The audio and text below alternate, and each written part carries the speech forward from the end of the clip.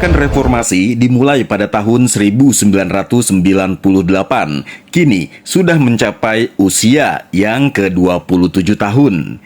Gerakan yang muncul tatkala masyarakat Indonesia mulai menggalang kekuatan untuk menuntut reformasi terhadap kebijakan pemerintah Orde Baru yang dianggap korup dan otoriter. Pada 21 Mei 1998 atau 27 tahun lalu merupakan momen penting bagi sejarah bangsa Indonesia.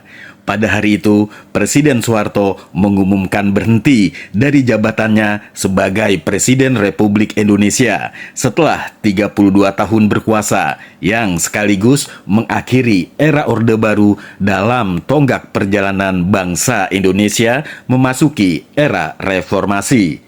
Saya memutuskan untuk menyatakan berhenti.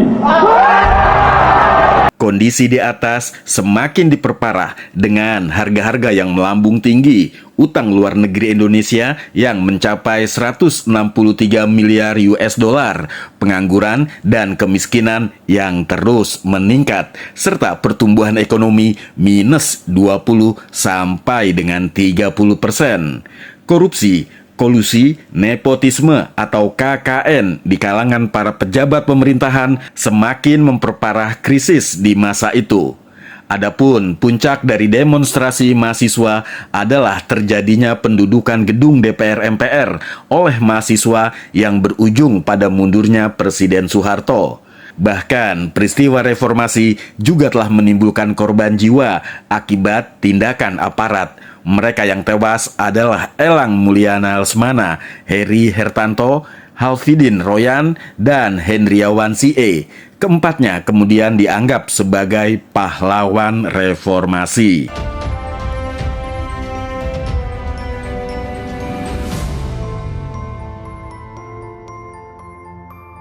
Dalam perjalanannya, Indonesia sudah beberapa kali mengalami krisis ekonomi, baik dampak dari kondisi dalam negeri maupun dampak ekonomi global. Setelah mampu melewati krisis ekonomi pada tahun 1998, Indonesia kembali harus mengalami guncangan dahsyat di bidang perekonomian nasional, tepatnya pada tahun 2008. Krisis ekonomi di tahun 2008 atau juga dikenal sebagai krisis keuangan global atau Global Finance Crisis merupakan krisis keuangan besar yang terjadi di seluruh dunia dengan pusat krisis di Amerika Serikat.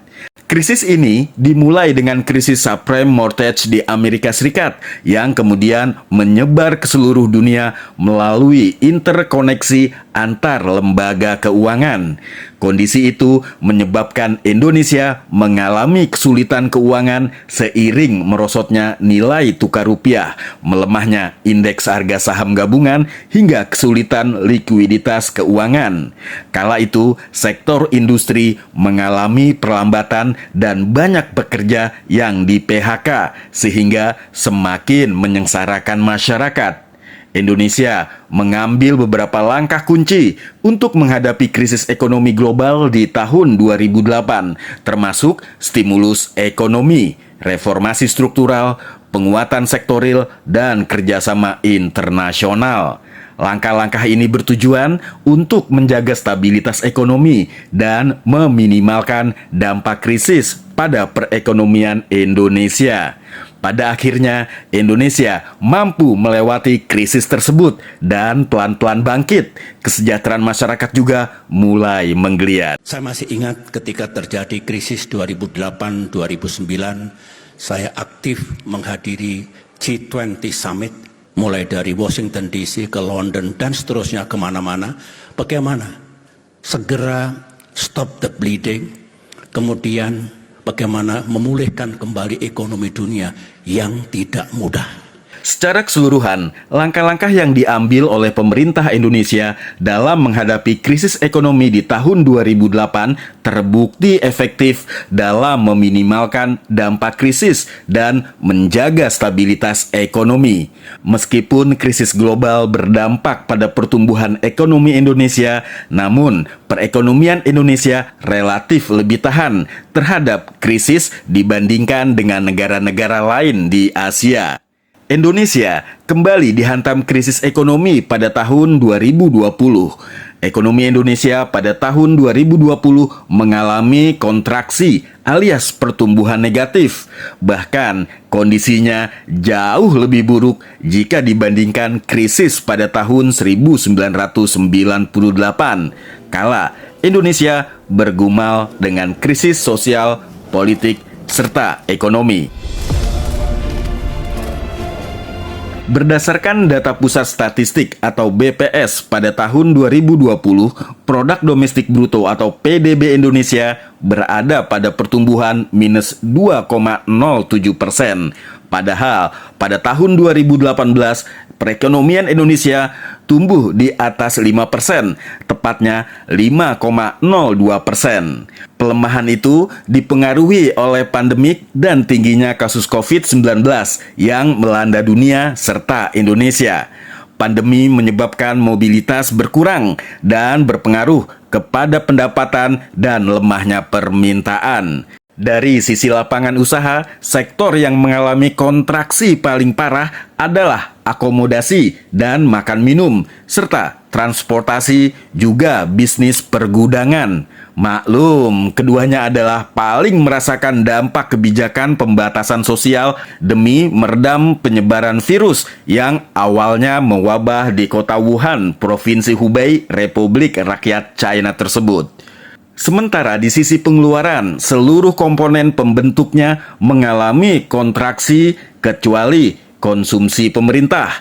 3 motor utama yaitu konsumsi, investasi, ekspor, seluruhnya tumbuh negatif.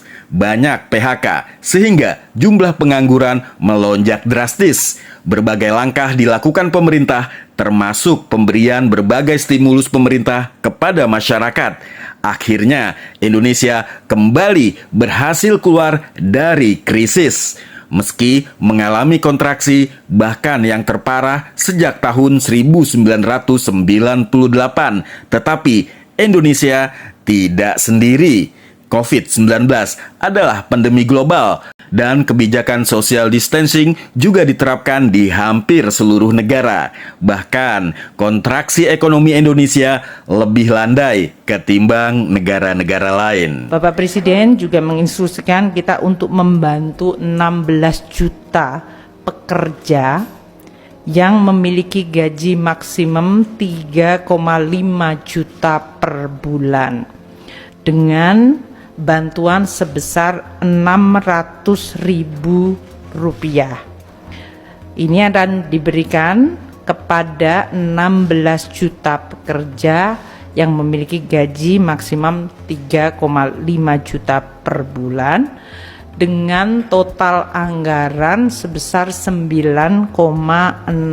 Setelah 27 tahun reformasi, kini Indonesia telah mengalami pertumbuhan ekonomi yang besar dalam beberapa tahun terakhir. Pertumbuhan ekonomi Indonesia berada di angka 5%, yang merupakan angka yang baik menurut standar global. Meskipun demikian, masih ada masalah dalam ketimpangan ekonomi dan sulitnya pelestarian lingkungan. Gerakan Reformasi pada tanggal 21 Mei 1998 telah memperjuangkan perubahan politik di Indonesia dengan tujuan untuk menciptakan tata kelola pemerintahan yang lebih transparan, akuntabel, dan demokratis. Gerakan Reformasi menjadi tonggak penting dalam sejarah politik Indonesia karena berhasil menggulingkan Orde Baru dan mewujudkan pemerintahan yang lebih transparan, adil, dan demokratis. Melihat capaian dan dampak gerakan reformasi pada 27 tahun terakhir, tentu masih banyak tantangan yang harus dihadapi dan disepakati bersama. Reformasi harus terus berlanjut dan perkembangan yang terjadi harus diperjuangkan dan dijaga dengan baik agar Indonesia dapat mencapai kemerdekaan dan demokrasi yang sesuai dengan harapan dan cita-cita masyarakatnya.